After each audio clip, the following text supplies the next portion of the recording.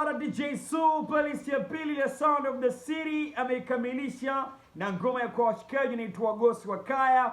Mziki unaitwa Nyeti. Yuko ndani msimamo kijana makamo humo ndani, na producer alikuwa anaitwa maremu Complex pale Ages Record. Hii ilikuwa ni albamu yao ambayo walitoa baada ya ile album ambayo walifanya kwa Majani na kuisusa kuiacha. Tulipiga story nafikiri mapema mwaka huu mwezi wa pili, na jamaa anaitwa Dr. John akatueleza kwamba sio kweli kwamba albamu yao ilishindwa kutoka kutokana na kwamba marehemu Complex alifariki. Kwa hiyo kilichofanya eti watu walisema kwamba amesahau password, kwa ikashindikana kutoa album na alitusaisha.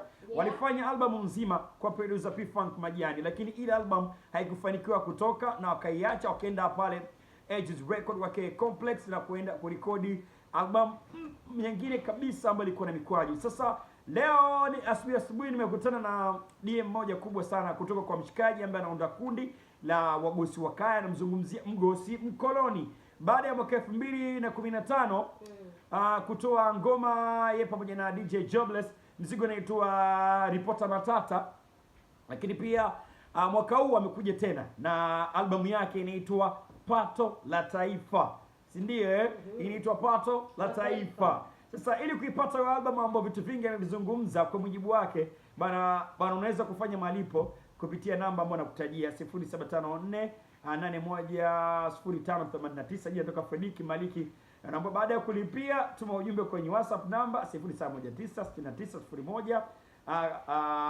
na 100 ili uweze kuwa kwenye orodha ya watu wa kwanza watakaoipata albamu hii inaitwa Pato la Taifa. Amezungumzia nini? Ingia kwenye Instagram yake, inatambulika kama Wagosi wa Kaya, upate kujua. As we know kwamba Wagosi wa Kaya, aina ya muziki ambao wanaofanya siku zote unakuwa ni ule ambao unafikisha ujumbe kwa jamii na kuisemea jamii. Wanakuwa voice for voiceless, kuisemea jamii kile kitu ambacho jamii inashindwa kupaza sauti, kama vile ambavyo radio si tunafanya. Sasa nenda mapema kapata albamu yako inaitwa Pato la Taifa.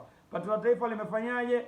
Mimi sijui. Ingia kwenye page yake ya Instagram, mshikaji wetu kutoka hapa Tanga, kutoka kule Lushoto, anaitwa Mgosi Mkoloni. Amekujia na album inaitwa Pato